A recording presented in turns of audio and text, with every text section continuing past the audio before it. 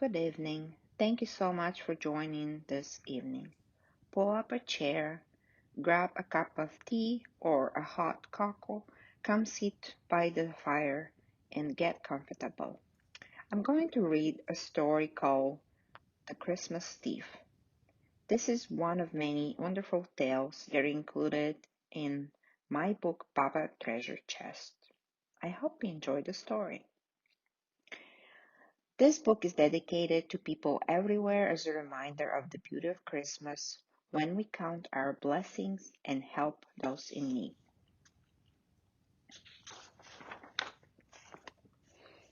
A wet-nosed tickle Christopher chick. He wrapped his arms around the beagle and whispered, "Did you know today is a special day? It's Christmas. I get presents and I can eat cookies and Grandma Nona's special bread." He jumped out of bed, ran to the frosty window, and breathed on it until the warmth melted a peephole. The ground was a blanket of white, and decorated homes covered with fluffy snow looked like sugar-coated gingerbread houses. "Skipper, it's snowing!"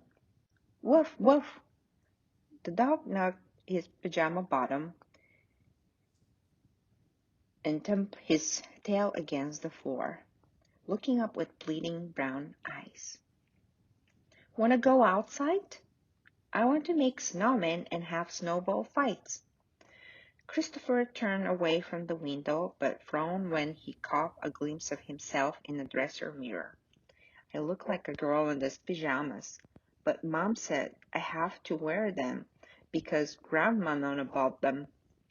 The dog sniffed the pink bunny slippers, turned up his nose, and nodded in agreement. The smell of freshly baked cookies and apple pie floated into his room. Christopher shouted, "Race you!"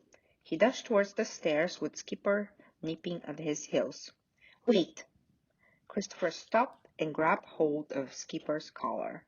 He gazed at the railing decorated with pine branches. "I want to slide down so I could win." With a quick look at Skipper, he said, "Ready? Go!" He released the dog, and Bunny popped from one step to the next. The floppy slipper's ears tripped him, and he slid down the rest of the way. Christopher lay in a heap on the floor with Skipper licking his face. Christopher sat up and wiped out doggy drool with his sleeve. "I know, you won." He dashed into the living room and skidded to a stop. The Christmas tree glittered with golden bows and glass ornaments, and a star on the top twinkled. Christopher lowered his gaze to the gifts wrapped in shiny paper. He poked a few with mysterious shapes. Then his breath caught and his heart throbbed. The blue bicycle he had dreamed about leaned against the wall. He raced toward it and traced his fingers over the shiny wheels and rims, lingering a moment on the seat. "Rum, rum!" He twisted the handlebars. "Mom!" He burst into the kitchen. "Mom! Mom! Santa brought me the bike I wanted." "Good morning, my love. Merry Christmas." She turned from the hot stove to face him. "What an infectious smile! Just like your father's. You even have his sparkling blue eyes and dimples." Her face, hair, and apron, powdered with flour and her fingers covered with dough, didn't prevent Christopher from wrapping his arms around her and cuddling close. He laughed. "I'm sure you got a lot of nice presents because Santa knows you've been a good boy this year." "Can I open them now?" He squeezed his mother tighter. "Not until after supper, when your father returns with Grandma Nona." "Ah!" Christopher released his mother and eyed the towering plate of chocolate chip pancakes on the counter. He set his nose close to them. Can I have one?" He dipped his finger into a bowl filled with warm chocolate. "It might be Christmas, but you know the rules. First, brush your teeth, wash, and get dressed." Christopher hurried to his room, quickly got dressed and cleaned up, then rushed back to the kitchen. He gobbled his pancakes. Can I go outside and play with Anya now? He said after swallowing the last bite. I want to show her my new bike. Help me get food ready first. He shook his head, ran to the living room, and clung to the bike. I want to go outside. Christopher, his mother followed. I know you're excited, but I have so much to do still. Roasting turkeys, baking pies, and Grandma Nona's special fortune bread. She sat in a chair next to him and tilted his face so he looked into her warm hazel eyes. Sorry, Mom. I'll help you. With a lingering look at his bike, he sighed, then returned to the kitchen. After finishing his chores, Christopher scrambled into his jacket, pulled on warm gloves, and dragged his bicycle to the door. Christopher, you can't take the bike out right now. His mother put her hand on his shoulder. It's too icy. When the roads are clear, you can, but not now. But his mother held a finger up. You can ride it in the house later on, but go tell Anya about it now. He shuffled as he returned the bike, then went outside. Skipper trotted behind, his leash making a trail through the snow. Christopher's breath puffed out in misty clouds as he ran down the street, and his cheeks tingled in the chilly air. He waved to Anya, who was making a snowman with her younger brother, Robbie. She waved back. Do you like our snowman? Look at his pointy carrot nose. And Mom gave me 2 lumps of coals for his eyes. She removed her tethered red scarf and wrapped it around the snowman's neck. There, that's better. It's awesome. Want to help me with his buttons? She cupped her hands, breathing on her red fingers, and held them to her rosy cheeks. Don't you have gloves? She put her hands inside the pockets of her worn brown coat. I'm okay. I like to play in the snow without gloves. Anya, guess what? Christopher broke into a wide grin. Santa brought me a bike. I wanted one for so long. Her mouth quivered and her eyes filled with tears. I don't think Santa got our letters. Robbie and I were good all year, but we didn't get any gifts. Robbie hit the snowman. He must have put us on his naughty list.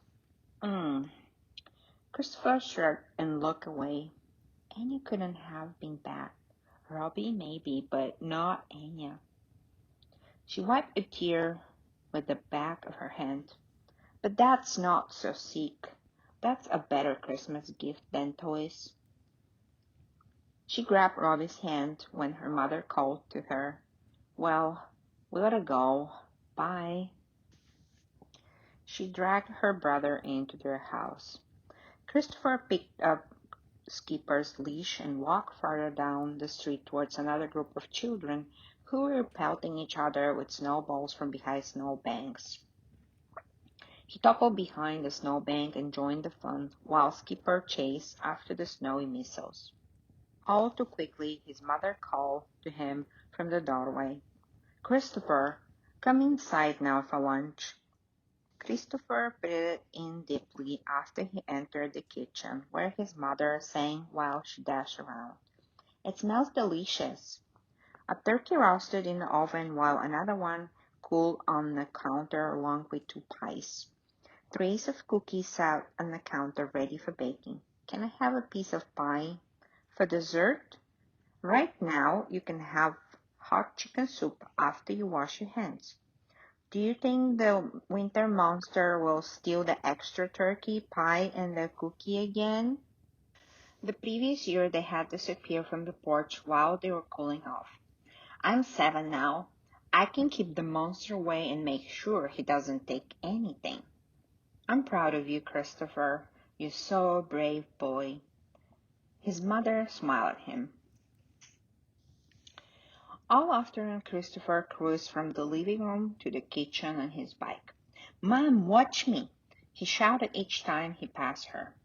Car door slammed in the driveway. His mother looked out the window. Christopher, go get the door for your father and Grandma Nona. He hopped off the bike and leaned against the wall. Christopher ran to the door and threw it open. Grandma, Santa bought me a bike. I want to show you. He grabbed her hand and dragged her towards the living room. Slow down. Let me take my coat off first. Let me help you. He unfastened the lower buttons. Grandma Nona hung the coat on a hook, then bent to hug and kiss Christopher. Look at you. You've grown. Let me see that bike now. Watch me ride it. He scooted on the seat and pumped at the pedals. You're quite the big boy, Grandma Nona breathed deep. Your lovely tree smells like a board of Agora. Christopher stopped the bike. Huh? His grandmother sometimes used words from her native language. His father stepped into the room. It's Bulgarian for pine forest. Dad, see the bike from Santa. Christopher circled his father. I see. His father grasped the bike handles. It's time to put it in the highway so you don't run over anyone or your baba. Christopher frowned but obeyed. I'll help with the turkeys and cookies. I'm going to make sure the winter monster doesn't get them again.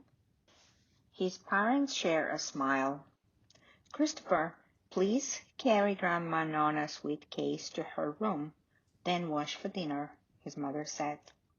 As he headed up the stairs, his mother carried out a box with turkey, pie, and cookie and put them on the porch. Christopher rushed upstairs with Skipper on his heels.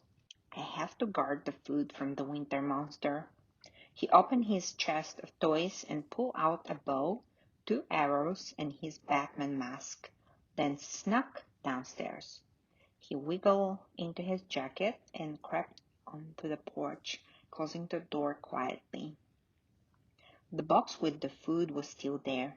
His stomach rumbled and his mouth watered from the smell of the turkey. He hid behind the barbecue grill and waited in the quiet night. The bright moonlight reflected off the snow. His hands began to freeze, but he still waited holding the bow. Soon, footsteps crunched softly through the drifts. It must be the monster. Christopher trembled and chills swept through his body.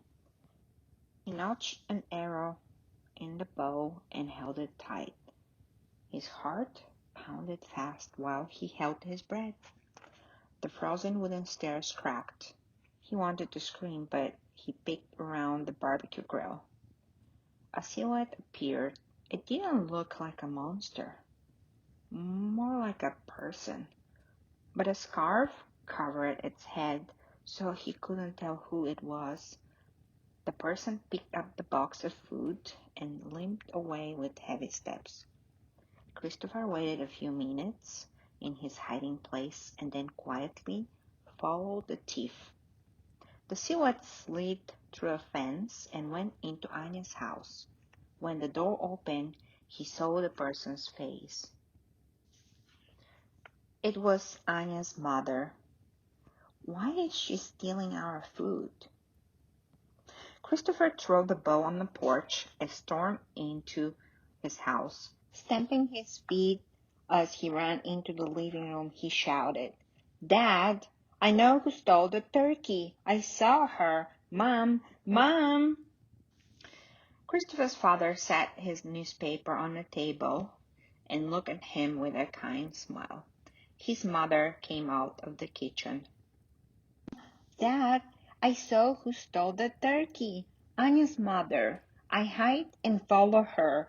The winter monster isn't... Christopher, his father patted his lap. Come sit with me.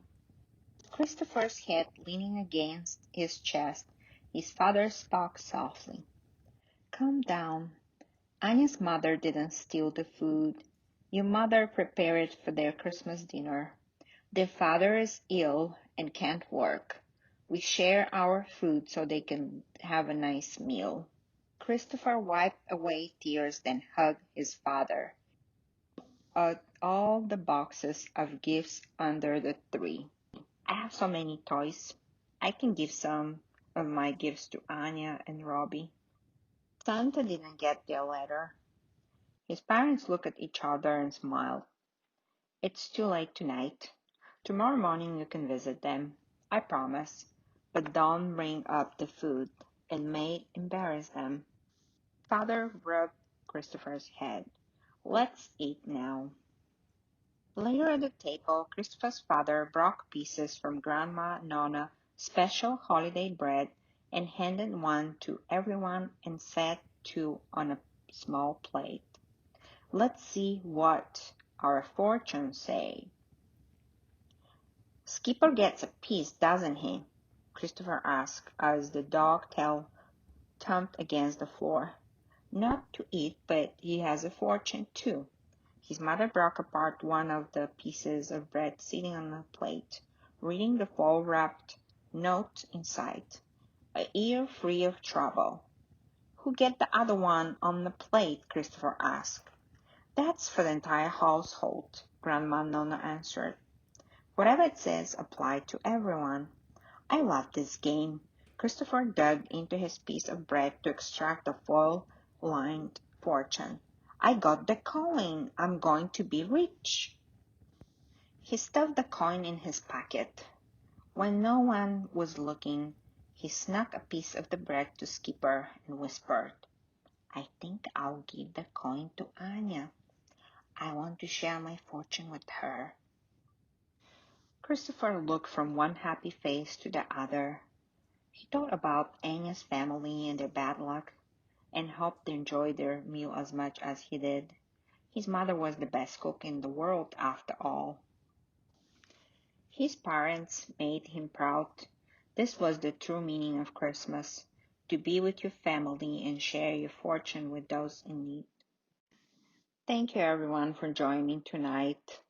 Have a happy and healthy holiday season. Merry Christmas.